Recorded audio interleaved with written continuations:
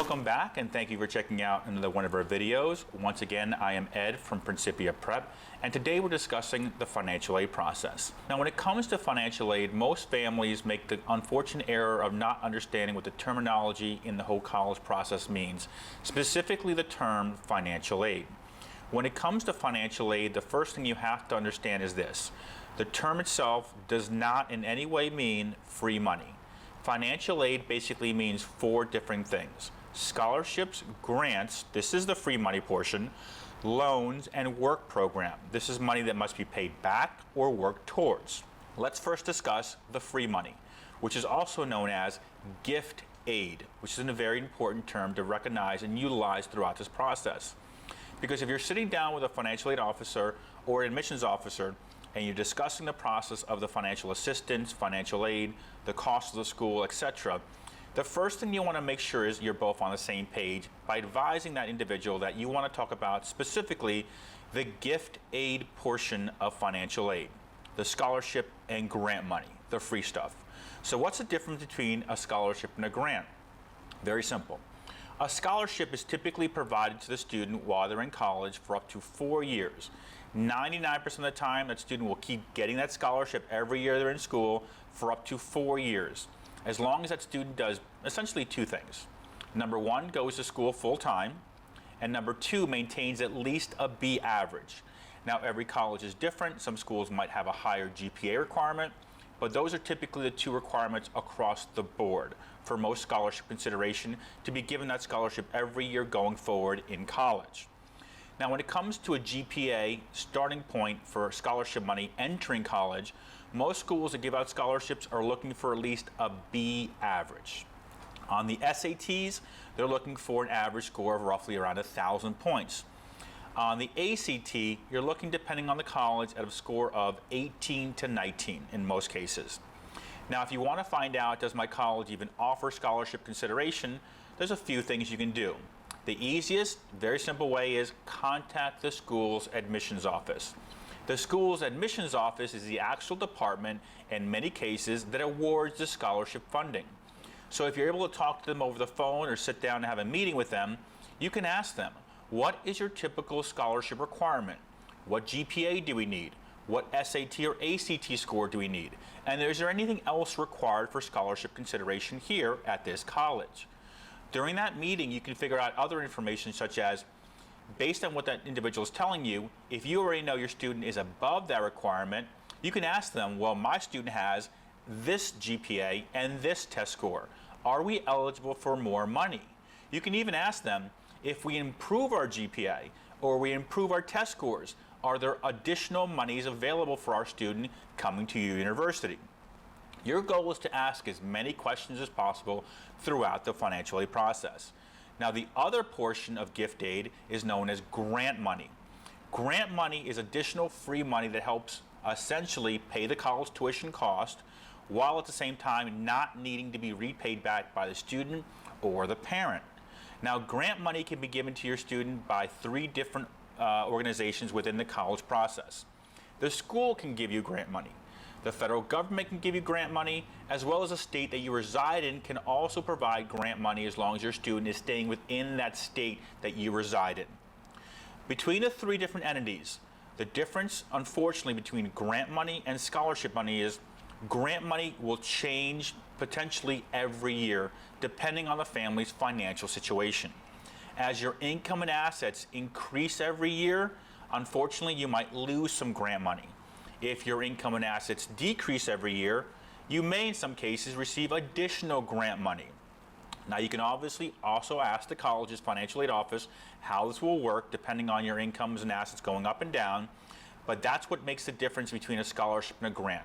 Scholarship will typically always stay the same. It will not go up, it will not go down. A grant will move depending on the family's financial situation, because every year you'll have to fill out the financial aid forms again and again in anticipation of aid the upcoming academic term.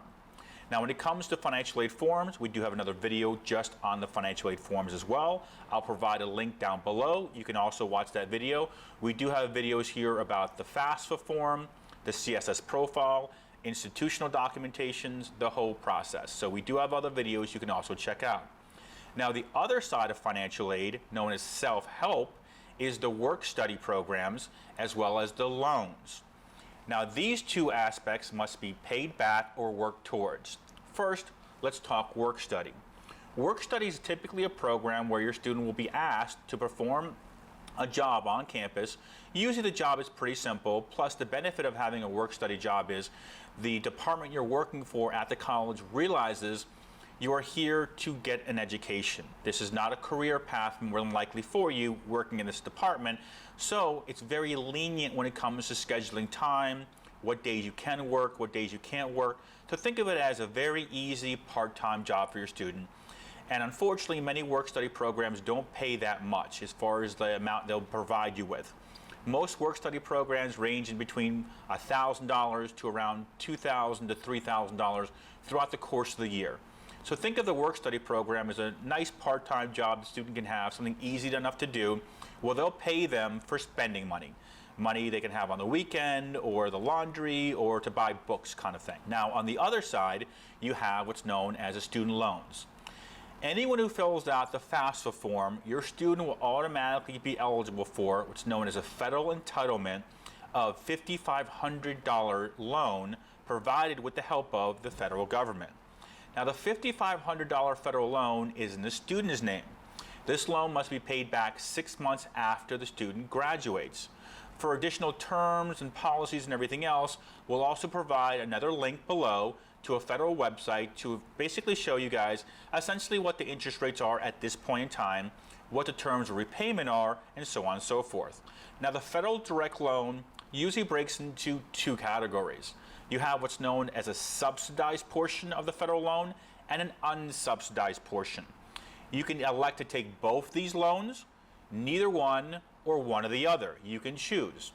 Now, the benefit of the subsidized portion of the loan is the interest on that loan is technically being paid for by the federal government while your student's in school.